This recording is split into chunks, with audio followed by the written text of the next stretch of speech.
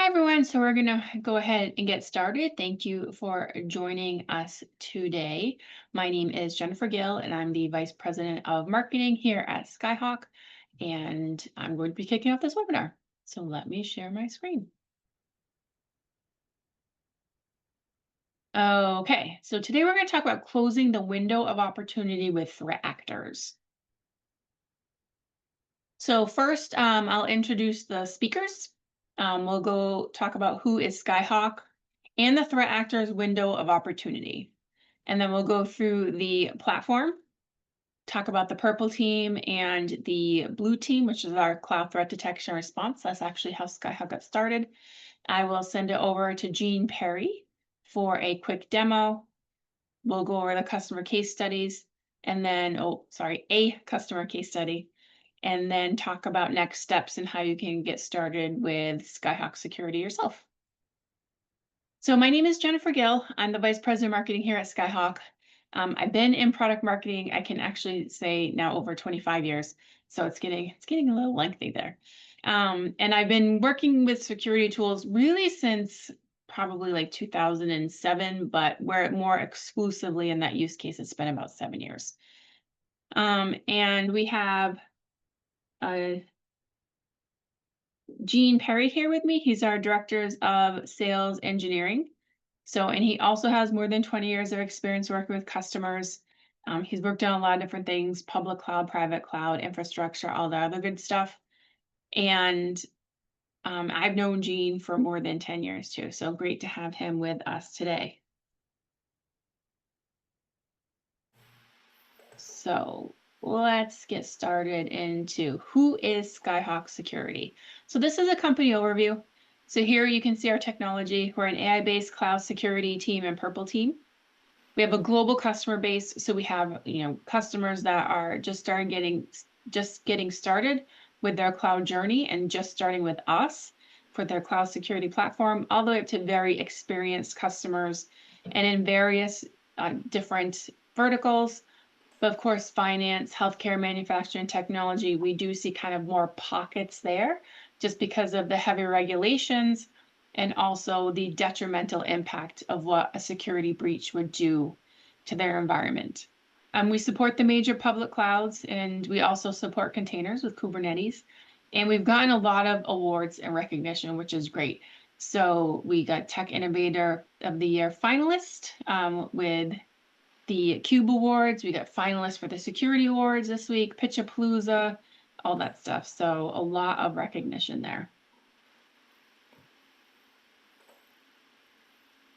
Okay. So what are your compensating controls? So we talk about compensating controls in the window of opportunity, and we saw this post on LinkedIn where someone was talking about how it takes a lot of time to resolve CNAPP alerts or CNAPP findings. And it can take up to 128 days on average to solve any of these alerts. But you can see with high alerts, 114 days, critical alerts, 128 days, 151 days for medium alerts. And this is the window of opportunity that threat actors are exploiting. So 114 days, that's almost 4 months if you're talking about a 30-day month. And this, threat actors aren't going to wait for you to patch that or address it and then say, hey, you know what, we'll wait until they finish with these alerts. Because first, that's never going to happen. There's always going to be more alerts. So you might fix the ones today that are 114 days, but in 114 days, you're gonna have a brand new list of alerts that you need to work through. And threat actors are never going to wait for you to finish anyway. They're looking at this of, oh, this is perfect. This is their window of opportunity. And Jean, we have seen customers struggling with this. Do you want to give us a quick overview on that? Yeah, I'll add a couple of quick notes, Jennifer. You're right, we have seen customers struggling with this, and not just, you mentioned CNAPP or CSPM type alerts, but we also see customers really struggling with their vulnerability management and critical vulnerability identification that's been identified in their environment. Not only the number of those vulnerabilities, but the time that it takes them to identify which vulnerabilities are actually exploitable and then patching those vulnerabilities are in the same time range that you have here on the graph. Most of my customers on average are averaging around 120 to 130 days for their vulnerabilities. And our purple team, we've seen tremendous value with our customers, not only in helping them reduce and specifically point to you and let you know exactly which vulnerabilities are exploitable and which need to be prioritized for immediate remediation, but also providing them the root cause to that remediation and next step actionability to prevent that exploit from ever occurring in their environment. Yeah, perfect. That's a perfect segue into the overview of our platform. Mm-hmm. So we have an AI-based preemptive cloud security platform, which is an AI-based red team. It fights the AI-based blue team, and the output of that is pre-validated and verified auto responses, as Jean just alluded to. So the red team basically fights the blue team. Where it gets past the blue team, we prioritize that based on the business value of the asset. So, and as Jean just mentioned, like other platforms will look at how exploitable something is, and something could be very, very exploitable and used to breach your environment. But if it's a road to nowhere, that's something I stole from our chief product officer, Asaf. He always says, if it's a road to nowhere, it doesn't really matter. So of course you want to firm those up, but it's not as important as something that's exploitable that leads to your customer database, your financials, other things that lead to something, a road to something very, very important. And so that's one of the things when you look at all the vulnerabilities in the environment, we're able to look at not just how exploitable it is, but also what are they going to get to, so you know what to fix first. We have some certifications here that we, probably many organizations need them. I'm going to pitch that over to Jean to talk a little bit about those. Sure, Jennifer. So we are both SOC 2 certified and ISO 27001 certified, which I think a lot of folks have a familiarity with, but I would just add are really table stakes for a SaaS application provider like Skyhawk. The other one where we've started to move beyond what's kind of required is you have here the CSA STAR certification, which is more focused on, I'd say, trust and assurance, and it begins with a self-assessment. But what it's really a testament to is Skyhawk taking that extra step to provide our customers with more of that assurance and reliance in not only do we have processes in the background for how we manage our SaaS platform and service, but also how we're managing our own security, which is really what the CSA STAR really focuses on, is our own, how we're managing our own posture warnings and vulnerabilities that are reported in our environment. And so we are, as you mentioned, we have received that certification, and we're always looking at pursuing additional certs as well. Yep, thanks, Jean. And just if anyone's curious about the CSA, because that might be something you're not familiar with, there is a blog on our website which goes into a little bit more detail. And you can, of course, go to the Cloud Security Alliance website and click on the link there, and you'll see everything we filled out, all the questions we answered and how we answered them. So you can, it gives you more assurance, as Jean mentioned, to see exactly what we're doing. So we're going to dig just a little bit deeper into the purple team. So how it works exactly. So we have an AI-based team, AI-based red team that discovers all of the assets within your cloud and looks at the inventory, the configurations, and specifically prioritizes the crown jewels. It then analyzes the least resistant paths. So it takes into account vulnerabilities, your security controls, your detections, and all of those things, and then simulates the attack. So because we use AI, this is customized exactly for your cloud environment. We don't use pattern attacks. So we do look at tactics and techniques and import that and look at that and apply that to our red team, but we don't use that specifically as a pattern. So once we simulate the attack, then we again see where the red team gets past the blue team, and then we prioritize what needs to be fixed based on the business value of the asset. So we look at posture gaps, we look at how we need to update, create automated response or remediation. So we use that to strengthen the defenses. And then the last step is we adapt our cloud threat detection and response again, and this is done daily. And this is so we ensure it's in line with your cloud architecture. And also from this rehearsal, because the blue team has seen this attack, so if it sees something similar, it will alert sooner. So that's what delivers kind of the preemptive strategy that many cloud security teams would love to realize and can't, because it's just so hard. So how does our cloud threat detection response work? So this is the blue team. This is actually how Skyhawk got started. So we take logs and telemetry from many, many data sources. We actually have a story right now on our blog where we talk about better together with AWS, how we use things like GuardDuty, Inspector, or Macy. So if you think, gee, I've already made some investments in some cloud native tools, I don't know if this is, I don't want to waste that money. It's not a waste with Skyhawk. We're going to work together and make it even stronger. So from all of that data, we enrich it and create some baseline machine learning models. So, and these models are really, really granular. So we might create a model that's what's the typical API usage for this role? What is the typical access for this S3 bucket? So it's very, very granular. And again, customized for your cloud environment. So then we have our baseline behaviors that we expect to see. And we start to correlate that into the malicious behavior indicators, and you'll see that in the demo. So we have things like anomalous AWS usage, unusual activity.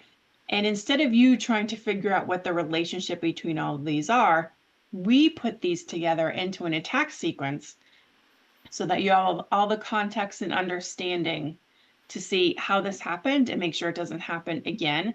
And also, because we're looking at the preemptive approach with the purple team, we're going to alert a little sooner so that something that's just an incident can be contained before it becomes a breach and you end up in a bad place.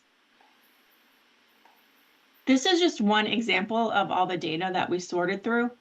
So with one customer, this is over 30 days also, by the way. So they had 60,000 interesting events that were sorted to 6,000 anomalies, to 1,200 sequences, 100 suspected alerts, and 50 verified alerts. And if you think about this over a 30-day period, if someone said, here's 60,000 data points, figure out the relationship, tell me what's important, what's not important, what's a threat, and what is going to potentially lead to a breach, so I can fix those. You could have a year and trying to figure out the relationship between 60,000 individual data points and events would be exhausting. I don't know that anyone would achieve it. But if I said, here's 50 alerts, can you resolve 50 alerts over 30 days? That's like 1.3 alerts per day. You can definitely do that. So it just gives you the context, understanding, and relationships between all the happenings in your cloud so that you can see what you need to focus on. A Skyhawk alert is an alert that needs attention. You don't need to do additional triaging. You're not going to be throwing it out. It's going to be something that you're going to look into and take action. So with that, I'm going to stop sharing my screen. I'm going to let Gene share his screen because I forgot to do that last time. There we go. Advanced sharing options. There we go. Okay, Gene, sorry, I meant to do that before we started. You should be able to share your screen now. Do you see my screen, Jennifer? No, not yet. Not yet. Hang on 1 second. Sorry, everyone, that's my fault. There we go, now it's coming. All right, great. So we're gonna jump right into and just take a few minutes to go through a very quick demo. I would definitely encourage everyone to to really get in touch with us and schedule a full-featured, complete platform demo. We just don't have the time here in the compressed webinar format. So we're going to jump right into the purple team, where you can see I am in the platform and the menu here. And just to give you a quick idea of what we're looking at here, these are just some of the initial findings by the purple team that you see here. It's important to note that the purple team, the red team, and blue team are continuously running, adapting to, and analyzing changes in your cloud. Anything from security policies to permissions to assets to new accounts in the cloud environment. So the work of the purple team never really ends. It's really just beginning from the time you're on board, and continuing to show you the simulated attacks that we're going to focus on here. Before we jump into one of the examples, just a quick note on a couple of the columns that you see here and the red team in general, how these custom, non-scripted, simulated attacks are analyzed and built by analyzing your cloud environment, where the red team really creates this virtual reality digital topology world of your cloud environment, again, which is continuously updated as you make changes in that environment. And then its analysis begins with different techniques and methods that malicious actors will use in terms of gaining initial access to your cloud. Some of those methods you can see in the filtered list here. One of the key ones that we're going to look at, you can see here CVEs, where we integrate with third-party vulnerability managers, and specifically will show you and tell you which CVEs are actually exploitable by hackers in the wild. So you can really focus your attention and efforts on your exploitable vulnerabilities. The other key one that we look at, which is really a black hole for most of our customers that we speak to, and most customers in the enterprise, are really the third-party roles or the supply chain partners that they've given access to their cloud to, right? And really create a potential gap there in the event that the third-party cloud is actually breached, or the credentials to that third-party access to your cloud are leaked or stolen or breached as well. The other thing that the red team is keenly focused on is specifically data exfiltration and data encryption or ransomware in terms of the outcome of any of the simulated attacks. So really focused on that. We're just going to take a couple of moments here and go through one of the examples. One of the tags I want to quickly bring your attention to here in the timeline view that you see is the little purple crown, which denotes that in this case a database has been denoted by the customer as a crown jewel in their environment.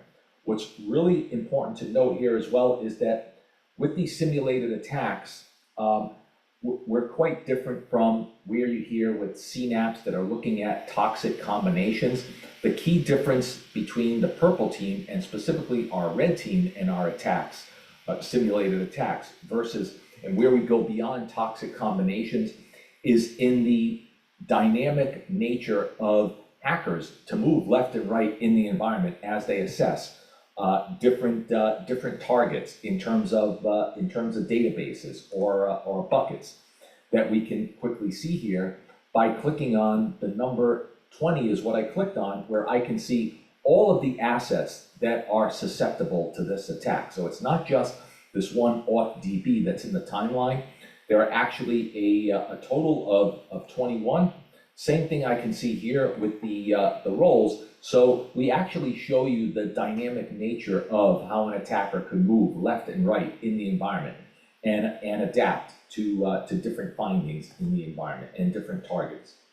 So let's take a quick look under the red team tab, and this is where you see all of the detail occur with the just a quick layout of the screen here that you'll see in terms of the attack playbook is a description step by step on the left, MITRE TTPs for each step listed in the middle, and then specifically we show you the cloud contextual command that the attacker would actually use. And the key takeaway from this is all of this evidence that we're providing you in the simulated attack and findings.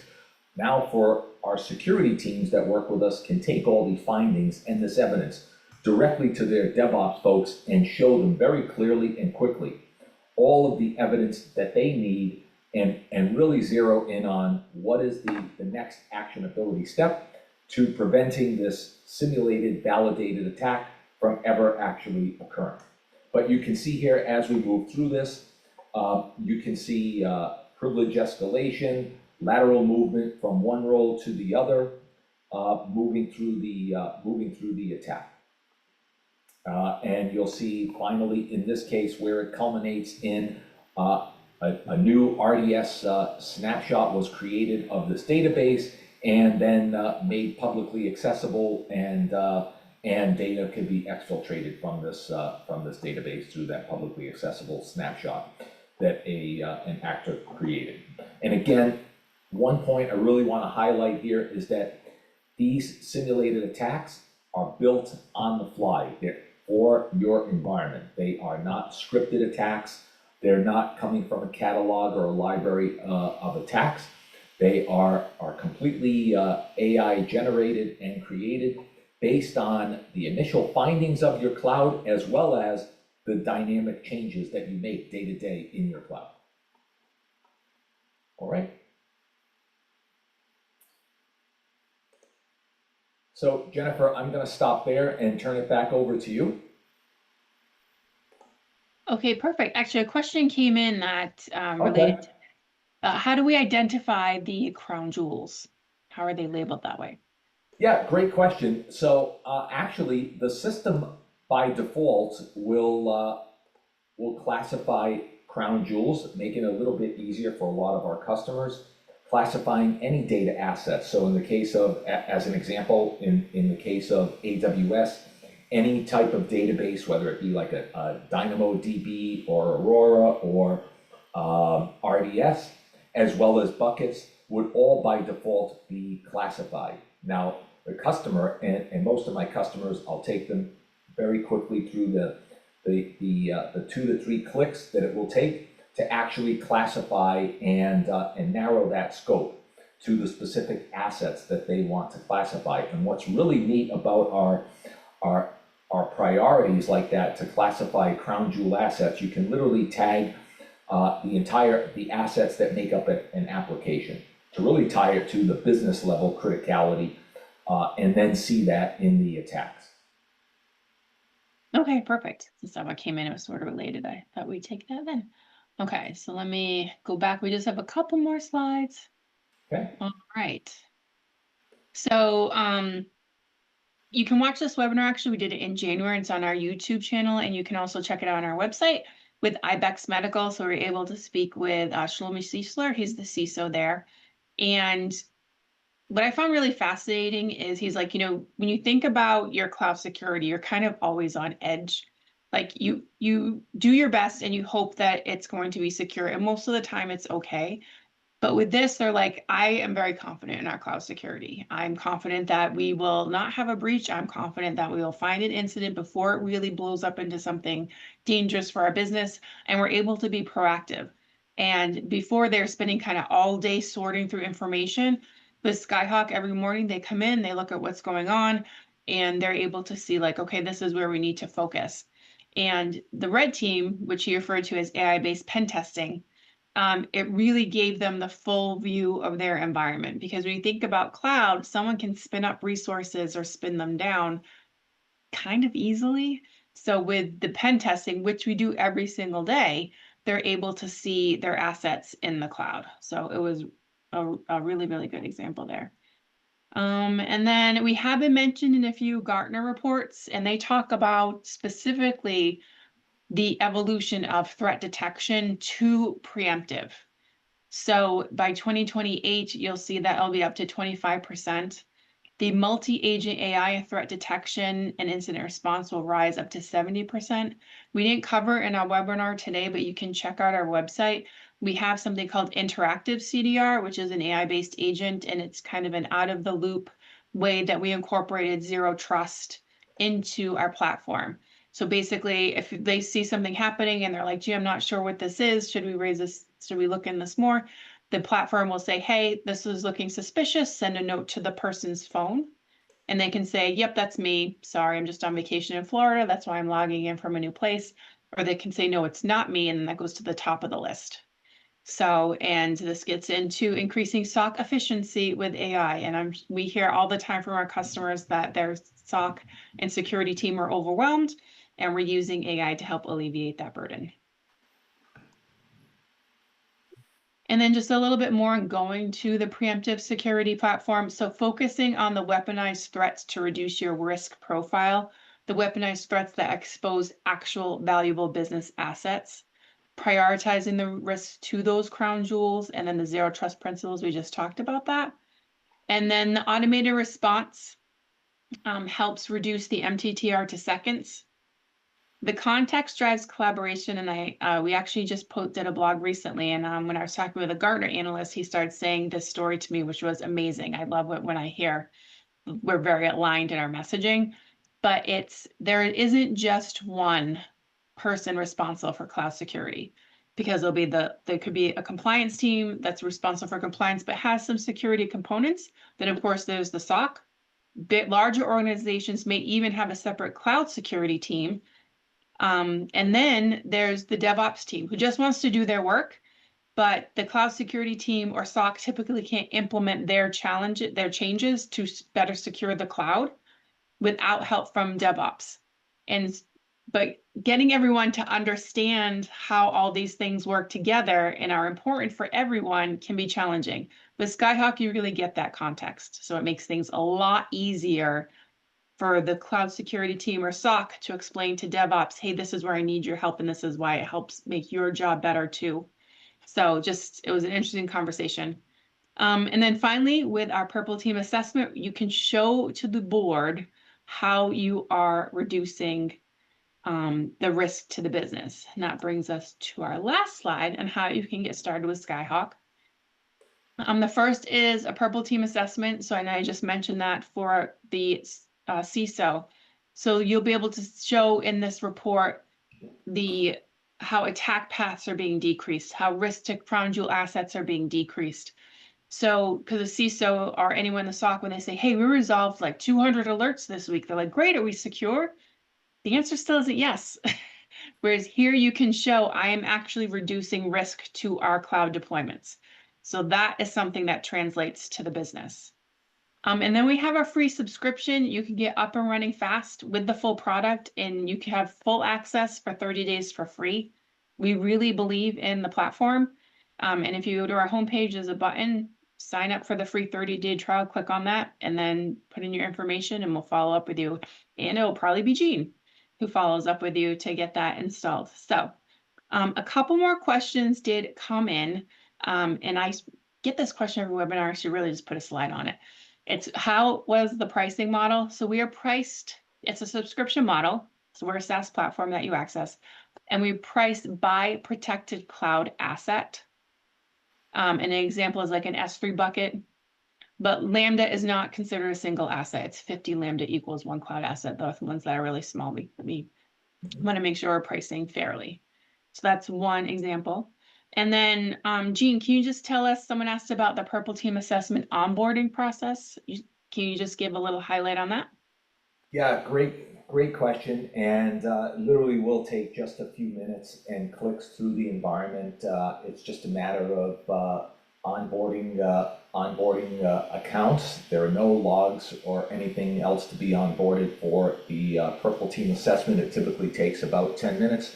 We'll spend, once we onboard, we'll spend another 15 to 20 minutes kind of walking through the UI and interface. And then you'll literally start to see results typically within 24 hours.